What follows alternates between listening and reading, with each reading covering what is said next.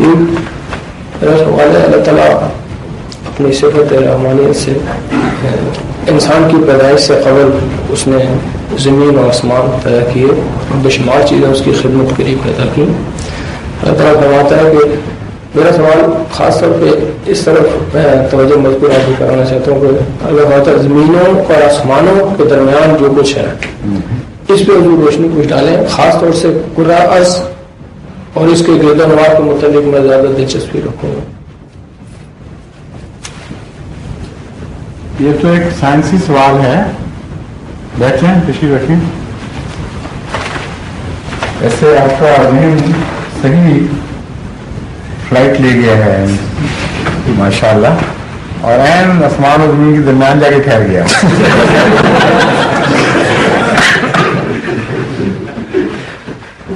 یہ بحث بڑی چلتی رہی ہے سائنسدانوں کے درمیان اور ابھی بھی چل رہی ہے کہ پرفیکٹ خلا کوئی چیز ہے یا نہیں ہے. مکمل خلا کسی چیز کا نام ہے یا نہیں. چنانچہ دو سائنسدانوں کے اور جو تھیوریٹیکل فزکس کے ماہرین ہیں ان کے گروہ بنے ہوئے ہیں. ایک گروہ ہے جو اس وقت طاقت پکڑ چکا ہے اور ڈاکٹر اسلام بھی اس کے اندر شامل ہیں، جو ایتھر کا انکار کرتے ہیں. وہ کہتے ہیں کہ زمین اور آسمان کے درمیان، یعنی کرۂ سماوی اور زمین یا دوسرے کروں کے درمیان مکمل خلا ممکن ہے، اور شعاعیں جو حرکت کرتی ہیں یہ جس جگہ سے روانہ ہوتی ہیں وہاں سے اپنی طاقت، اپنا رزق لے کر ساتھ چلتی ہیں، اور بیچ کی کسی فضا کے نتیجے میں، اس کی لوچ کے نتیجے میں حرکت نہیں کرتی. جبکہ ایک بڑا گروہ سائنسدانوں کا جو پہلے بہت زیادہ کمی تھا اب کچھ کمزور پڑا ہے، لیکن ابھی تک بڑے بڑے صاحب علم لوگ ان میں شامل ہیں، وہ یہ کہتے ہیں کہ یہ ناممکن ہے کہ کوئی ویو، کوئی لہر کسی میڈیم کے بغیر حرکت کرے، کیونکہ لہر فی ذات ہی کسی چیز کا وجود نہیں بلکہ ایک وجود کی صفت کا اظہار ہے. مثلا جب آپ کپڑے کو حرکت دیتے ہیں اور ایک لہر پیدا ہو رہی ہے، یہ پیدا ہوئی، یا پانی میں روڑا مارتے ہیں تو ایک لہر پیدا ہوتی ہے، یا بولتے ہیں تو آواز میں ایک لہر، حرکت نہ ہوا میں ایک لہر پیدا ہوتی ہے. تو وہ سائنسدان کہتے ہیں کہ یہ لہر فی ذات ہی تو کوئی چیز کسی چیز کا نام ہی نہیں ہے. یہ تو یا کپڑے کی حرکت کا نام ہے، یا پانی کی حرکت کا نام ہے، یا ہوا کی حرکت کا نام ہے، کسی میڈیم کی حرکت کا نام ہے، اور ایک خاص طرز پر ایک معین رخ پر اگر وہ حرکت ہوتی ہے، ایک خاص انداز پر وہ حرکت ہوتی ہے اور اس میں ایک ردم پایا جاتا ہے، تو اس کو ہم ویو کہہ دیتے ہیں، لہر. اس لیے شعاعیں بغیر کسی میڈیم کے بیچ میں سے کیسے حرکت کر سکتی ہیں اور پھر واپس کیوں آتی ہیں. واپس آنا تو بتاتا ہے کہ جس طرح پینڈم گھومتا ہے یا الاسٹیسٹی کے نتیجے میں، لوچ کے نتیجے میں ویو پیدا ہوتی ہے، ادھر گئی وہاں سے دھکا لگا واپس آئی، یہ حرکت یا نہیں، اور چیز دبنی شروع ہوئی، اٹھنی شروع ہوئی، اس کا نام ویو ہے. بہرحال دونوں طرف کے سائنسدانوں کی بحث جاری ہے، اور جو گروہ کہتا ہے کہ کوئی درمیان میں چیز نہیں ہے زمین اور آسمان کے درمیان، ان کی ایک دلیل یہ ہے کہ اب تک ہم نے جتنے تجربے کیے ہیں ایڈوانس، ان میں ہمیں ایتھر کا کوئی نظر نہیں آتا. اگر اس پہلو سے دیکھا جائے تو قرآن کریم اس گروہ کی تائید میں گواہی دے رہا ہے، اور بعض لوگ یہ پوچھتے ہیں کہ پہلے بتاؤ، بعد میں جب چیزیں ظاہر ہو جاتی ہیں تو پھر کہہ دیتے ہو کہ قرآن کریم نے بتایا ہوا تھا. یہ ان میں سے ہے جو ابھی ظاہر نہیں ہوئی، جس کی حقیقت ابھی تک سائنسدان آپس میں طے نہیں کر سکے. لیکن مجھے یہ یقین ہے کہ ایک وقت آئے گا جب سائنسدان مجبور ہو جائیں گے، وہ سائنسدان ابھی بھی ہیں ایسے مان رہے ہیں، یہ صرف کوئی اٹکل پچو نہیں ہے سائنس کے مقابلے پر، بلکہ چوٹی کے سائنسدانوں کا چوٹی کے سائنسدانوں سے مقابلہ ہے. وہ مجبور ہو جائیں گے یہ ماننے پر کہ ایتھر ہے. اب آئنسٹائن کوئی معمولی سائنسدان تو نہیں، جد امجد کہلاتا ہے نئے دور کا، اور وہ بھی اس بات کا قائل تھا کہ ایتھر ہے. نیوٹن اس سے پہلے دور کا جد امجد تھا، وہ بھی اس بات کا قائل تھا کہ ایتھر ہے. تو یہ ہم کوئی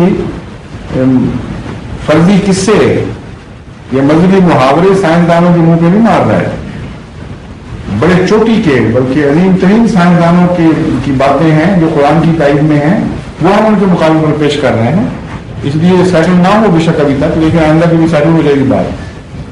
تو اس پہلو سے بھی زمین و آسمان کے درمیان ایک وجود ہے کوئی جو ایتھیریل ہے، اتنا لطیف ہے کہ ہم ابھی تک اس کی کنوں کو پا نہیں سکے. اور ایک اشارہ قرآن کریم کو اس کی طرف ہو سکتا ہے. ایک اور لحاظ سے اس کا مطلب یہ بن سکتا ہے کہ زمین و آسمان کے درمیان جو سائنسدان ایتھر کے منکر ہیں ویوز تو بہرحال مانتے ہیں نا، اور ہر وقت ایک توانائی موجود ہے جس نے سارے جگ کو بھرا ہوا ہے. ایک ذرہ بھی ایسا نہیں ہے جہاں وہ توانائی موجود نہیں. اور اس کا جو غالباً 4 سیلسیس اس کا ٹیمپریچر ہے، کیلوین اس کا ٹیمپریچر ہے توانائی کا، یعنی پیمانہ اس کا یہ ہے. اور یہ وہ توانائی کہتے ہیں جب وہ کائنات وجود میں آئی تھی 14 بلین سال پہلے، اس وقت جو دھماکہ ہوا تھا اس کی قوت ساری جگ کو بھرا ہوا ہے، اور ہلکے ہوتے ہوتے ابھی تک بھی ہر جگہ موجود ہے وہ قوت. تو خدا تعالیٰ جب یہ فرماتا ہے قرآن کریم میں کہ زمین اور آسمان اور جو ان کے درمیان میں ہے، تو اس زمانے کے انسان کے تو ذہن و گمان میں بھی نہیں آ سکتا تھا کہ بیچ میں ضرور کوئی چیز ہوگی. تو یہ چیزیں تو ثابت شدہ ہے نا کہ توانائی کی بعض شکلیں بیچ میں موجود ہیں. اور پھر دوسرے سیاروں سے جو روشنیاں آ رہی ہیں، جو ریڈیو کی توانائی ظاہر ہو رہی ہے، جو اور قسم کی گاما ریز یا ایکس ریز کی توانائی ظاہر ہو رہی ہے، وہ ساری توانائی جس نے جگ کو بھرا ہوا ہے. ایک بھی حصہ ایسا نہیں جگ کا جس میں کچھ نہ کچھ ہو نہیں رہا. روشنیاں ہیں وہاں جو آپ کی آنکھ نہیں دیکھ سکتی، لیکن خدا تعالیٰ نے جس آنکھ کو طاقت دی وہ دیکھ سکتی ہے، آلے سے اس کو روشنی میں تبدیل کیا جا سکتا ہے. اور یہ جو جگ کی آواز ہے جو 14 ارب سال پہلے دھماکہ ہوا تھا، اس کو سائنسدانوں نے کنورٹ کر کے ظاہر بھی کیا ہے.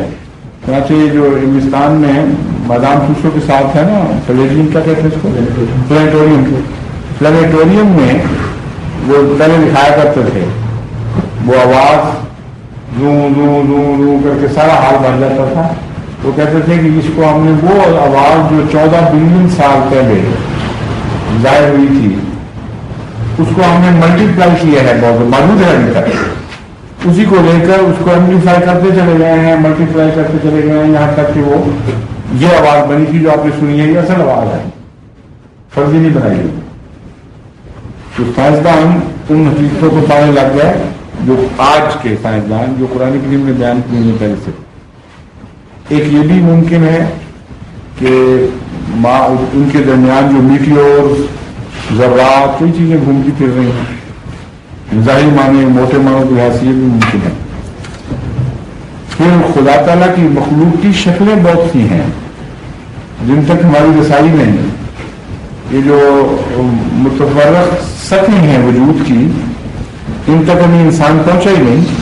چنانچہ اب ایک سائنسدانوں کا گروہ اپنی سوچوں کو اس طرف بھی لے جا رہا ہے کہ ایک ہی وقت میں پلینز آف ایگزسٹنس مختلف ہو سکتے ہیں، یعنی وجود کی سطحیں اتنی مختلف ہو سکتی ہیں کہ منفی ڈائمینشنز بھی ہوں اور مثبت ڈائمینشنز بھی ہوں. چنانچہ بعض سائنسدانوں نے یہ کہنا شروع کیا ہے کہ جب بلیک ہول کے ذریعے ایک کائنات ڈوب جاتی ہے اور غائب ہو جاتی ہے، اور شکر کر ایک ذرے میں سورج اور ستارے یہ سارے مل کے بھی سکڑتے ایک طاقت کے ذریعے اتنے سکڑ سکتے ہیں کہ ایک جگہ جا کر وہ ساری توانائی سکڑ کے غائب ہو جائے. اس کو وہ بلیک ہول کہتے ہیں، یعنی اندھیرا سوراخ جس میں ہر روشنی، ہر توانائی، ہر طاقت ڈوب جاتی ہے. سائنسدان کہتے ہیں کہ یہ بھی اب ہم سوچ رہے ہیں کہ ہو سکتا ہے اس سے دوسری طرف ابھر بھی آئے ہوں کسان، ایک طرف ڈوب کے کسی جگہ کسی اور شکل میں ابھر آئے ہوں اور ہمیں پتا نہ ہو کیونکہ ان کا پلین مختلف ہو گیا ہے، ان کی ڈائمینشن بدل گئی ہے. عجیب و غریب تماشوں میں سائنس داخل ہو چکی ہے کہ تعجب پر تعجب پیدا ہو رہا ہے جو انسان سوچ نہیں سکتا، اس کا دماغ کنسیو نہیں کر سکتا. یہ چیزیں بھی ہو سکتی. اللہ تعالیٰ کے جو کام ہے وہ تو بڑے عجیب ہیں. اس لیے بیچ میں اور کیا کیا ہے یہ ہم جانتے نہیں. آئندہ زمانے میں ممکن ہے انسان تو خدا علم عطا فرما دے تو نئی چیزیں بھی دریافت ہو رہی ہیں، کچھ اور بھی ہیں بیچ میں. حضرت مسیم علیہ السلام نے لکھا ہے کہ فضا کا ایک ذرہ برابر جگہ بھی اللہ کی مخلوق سے خالی ہے. بالکل السلام نے بھی اسی تشریح میں فرمایا ہوگا کہ فضا کا کائنات کا ایک ذرہ بھی ایسا نہیں جو خدا کی مخلوق سے خالی ہو. معافی سماوات جو ہے گلیکسی کی کریشن پہ جو بحث کی ہے سائنسدانوں نے، اس میں وہ پہلے جو والیوم بتاتے ہیں اتنی زیادہ ہے ہائیڈروجن کی جو خرچ ہوتی ہے، پھر وہ کہتے ہیں کہ ہائیڈروجن کی پاپولیشن جو ہے 1 ایٹم پر کیوبک انچ، اتنی بڑی گلیکسی بننے کے بعد بھی اس میں فرق نہیں آتا. تو وہ ایگزسٹ کرتی ہے وہ ہائیڈروجن 1 ایٹم پر کیوبک انچ ان کے اندازے کے مطابق، وہ بھی اللہ کی مخلوق ہے. مگر اس کی ڈسپرشن اس طرح نہیں ہے نا کہ ہر انچ میں وہ موجود رہے. اس میں مختلف درجات ہیں. یعنی اگر ان کا مطلب یہ ہے کہ اگر ہم ہائیڈروجن کے ذرات کو کیلکولیٹ کریں تو وہ اس ساری فضا کو اس طرح بھر دیں گے کہ ہر انچ میں ایک ہائیڈروجن کا ذرہ آ جائے گا. اس کے باوجود پھر خالی جگہ رہ جائے گی نا کچھ، کیونکہ ایک ذرہ ہائیڈروجن کا 1 انچ میں اتنا چھوٹا ہے کہ اگر یہ ساری زمین آپ تصور کر لیں اور اس کے مقابلے پر ایک چھرا رکھ لیں تو وہ چھرا بھی اس ہائیڈروجن کے ذرے سے زمین کے مقابلے پر بڑا دکھائی دے گا. یعنی ہائیڈروجن کے ذرے کے حجم اتنا چھوٹا ہے کہ اگر ساری زمین کو چھروں میں آپ سمجھ لیں اور ایک چھرا ساری زمین کے مقابلے پر رکھیں، مثلا BB کا یا SG کا چھرا لے لیں موٹا کوئی، تو یقینی طور پر ہائیڈروجن کا جو ذرہ ہے وہ ایک قطرے میں اس سے کم جگہ گھیر رہا ہے. 1 انچ میں جو آپ کہہ لیں اس سے یقینی طور پر کم جگہ گھیرتا ہے. تو پھر تو یہ ہوا کہ استثناء ہو گیا وجود اور خلا قانون عام ہو گیا. اس لیے یہ لازماً کوئی ایسی شکل ماننی پڑے گی وجود کی جس سے کوئی جگہ خالی نہ ہو. یعنی یہ نہیں کہ ہر جگہ پھیلا ہوا وجود موجود ہے، بلکہ کوئی اٹینویٹڈ چیز ہے جس کو ایتھر ٹائپ کی کوئی ایسی چیز جو مادے کی آخری شکل ہے لطافت میں، اور اس کے آگے جا کے پھر ایک اور روحانی شکلیں ایسی پیدا ہو جاتی ہوں گی. بہرحال ہمیں یہ پورا علم نہیں ہے لیکن امکانات ہیں صرف.